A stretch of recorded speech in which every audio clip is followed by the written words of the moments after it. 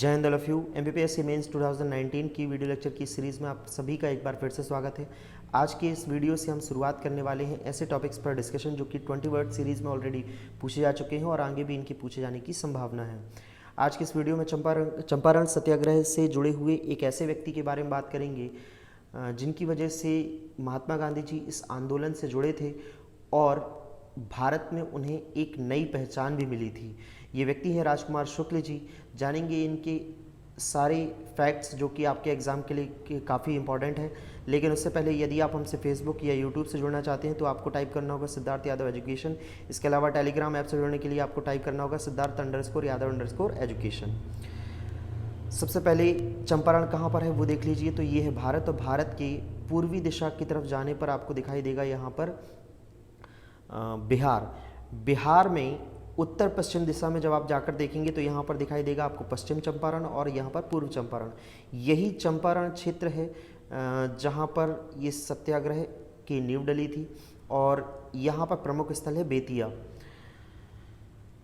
इस सत्याग्रह के बारे में जानने से पहले आपको नील की खेती के बारे में समझना होगा। देखिए, ब्रिटेन से ही इंडस्ट्रियल रेवोल्यूशन या औद्योगिक क्रांति की शुरुआत हुई थी और वहाँ पे काफ़ी सारे कारखानों की स्थापना भी हुई थी। इन्हीं कारखानों में से कुछ कारखाने कपड़े के वस्त्रों के निर्माण के लिए जाने जाते थे। इन वस्त्रों के निर्माण के लिए जो कपास होता था उसका उत्पादन भारत में होता था। जी हाँ, जो कच्चा माल था कपड़े के लिए यानी कि कपास के रूप में यह भारत में उत्पादित किया जाता था और इसे अंग्रेज ब्रिटेन ले जाते थे और जिससे वो कपड़ों का निर्माण या वस्त्रों का निर्माण करते थे।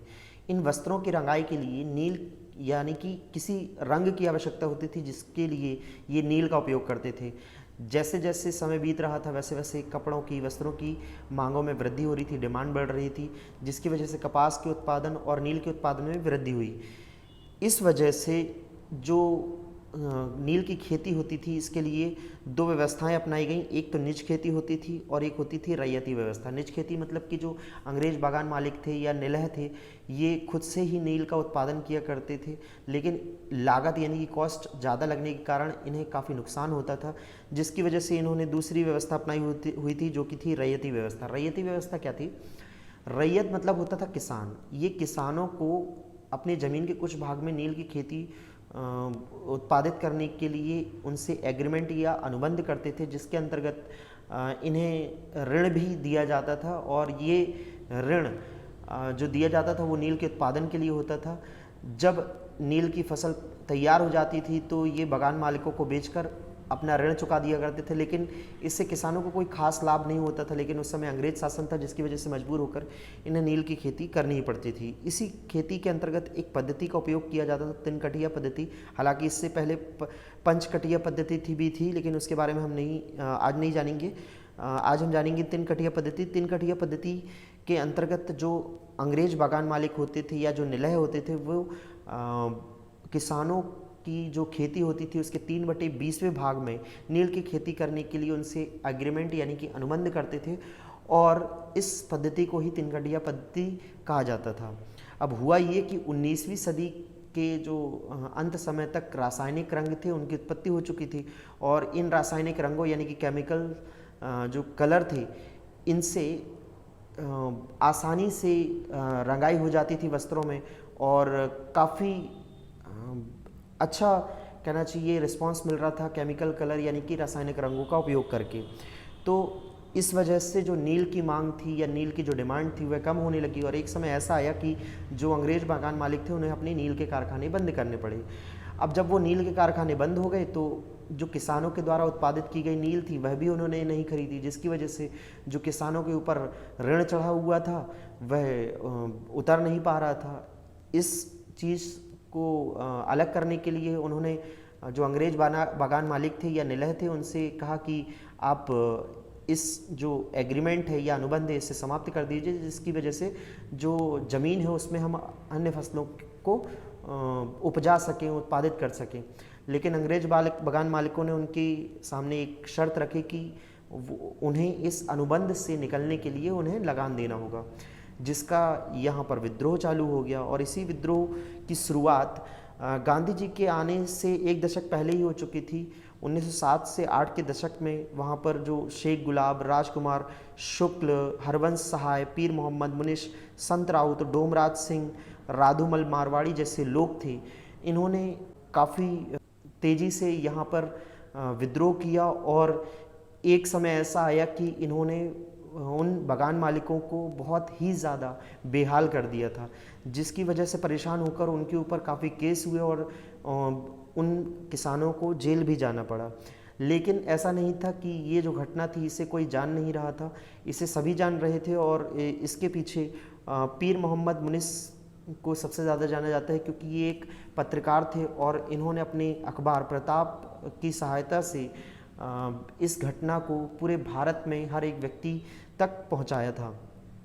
इसी क्रम में जो राजकुमार शुक्ल थे, इनका नाम भी पहचाना जाता है। ये जो चंपारण का किसान आंदोलन था, जो नील के तिनकटिया पद्धति के खिलाफ आंदोलन था, इसको नेतृत्व प्रदान कर रहे थे। इनका जन्म 23 अगस्त 1875 में हुआ था चंपारण बिहार में, और ये एक गरीब परिवार में जन्म लिए थे, जिसकी वजह से ये किसानों की परिस्थिति को काफ़ी अच्छी तरह से समझते थे। इसी कारण से इस आंदोलन में यह बढ़ चढ़कर हिस्सा ले रहे थे। जब 1915 का दौर आया तो इन्हें काफ़ी घटनाएं पता चली थीं गांधी जी के बारे में, जो दक्षिण अफ्रीका के लोगों के लिए गांधी जी के द्वारा कार्य किए गए थे, उनके बारे में काफ़ी जानकारी हुई जो राजकुमार शुक्ल थे उनको। तो राजकुमार शुक्ल जी ने यह सोचा कि यदि गांधी जी इस आंदोलन का नेतृत्व संभाल ले तो संभवतः हमें इसमें सफलता प्राप्त हो। इसी को लेकर गांधी जी से मिलने के लिए, गांधी जी को अपनी परेशानी बताने के लिए, उनसे जुड़ने के लिए इन्होंने उन्हें काफ़ी चिट्ठियाँ लिखी। ये चिट्ठियाँ कही जाती हैं कि जो पीर मोहम्मद मुनीस थे, इन्होंने लिखी थी और उनसे लिखवाकर ये इन चिट्ठियों को गांधी जी के पास भेजा करते थे। उन्हीं में से एक चिट्ठी है यह, जो कि बेतिया से 27 फरवरी 1917 में लिखी गई है।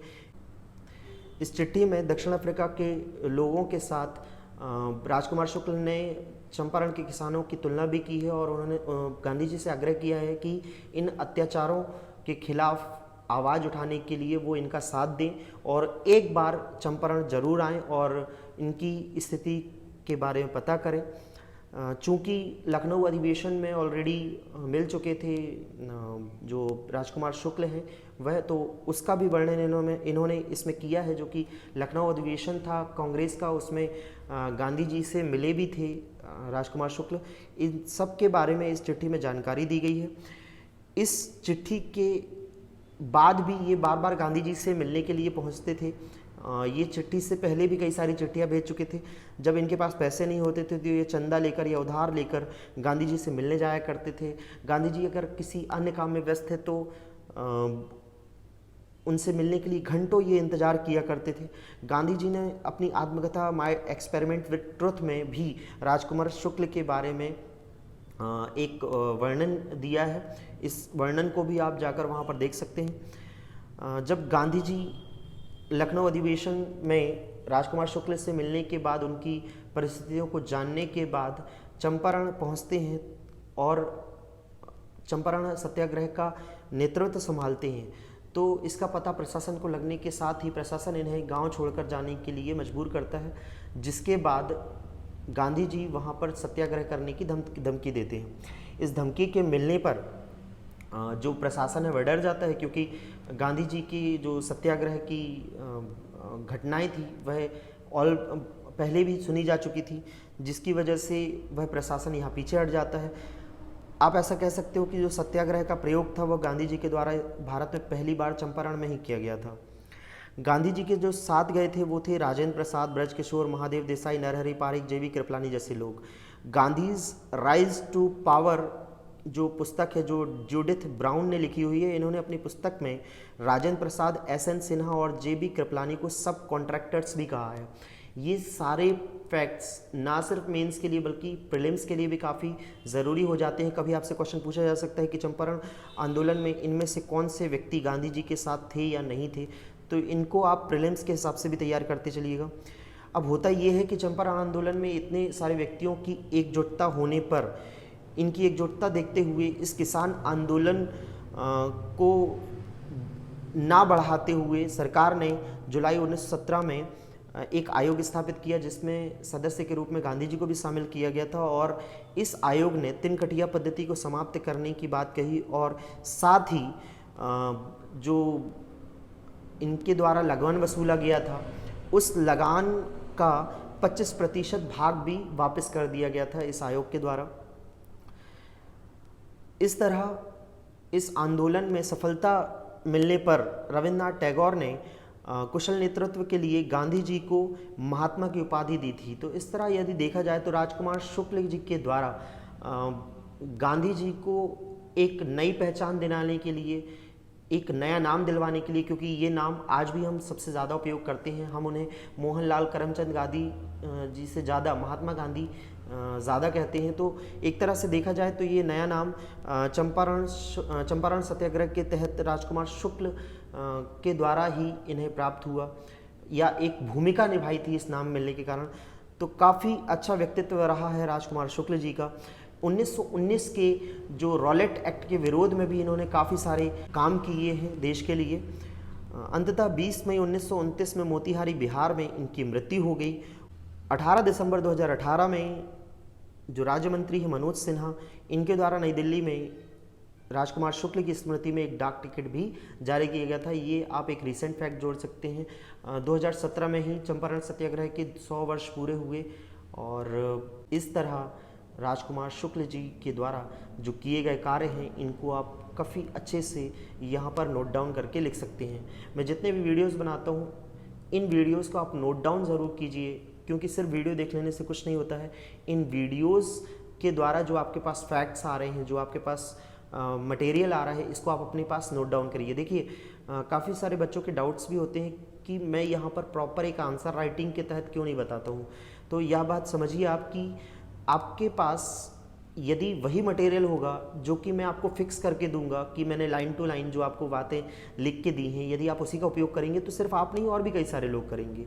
लेकिन यदि आप किसी घटना को, किसी व्यक्ति को खुद से जान जाते हैं तो आपके अंदर एक समझ विकसित होती है और आप उसको लिखने के काबिल हो जाते हैं। तो कोशिश करिए कि इन टॉपिक्स को समझिए और खुद से लिखिए। जब आप खुद से लिखेंगे तो आप दूसरों से बेहतर और अलग लिखेंगे, और इसी की वजह से अलग अलग व्यक्तियों को अलग अलग नंबर मिलते हैं, अलग अलग मार्क्स मिलते हैं, और जो कि काफ़ी अच्छे होते हैं। जब आप खुद से लिखेंगे तो आपके अंदर एक समझ विकसित होगी, और यही समझ जो विकसित होती है ये आपको एक अच्छे नंबर दिलाने के लिए काबिल बनाती है। सो आज के लिए इतना ही रखते हैं। अगर आपको कोई टॉपिक में दिक्कत है तो आप मुझसे पूछ सकते हैं। आज के लिए इतना ही। जय हिंद, जय भारत।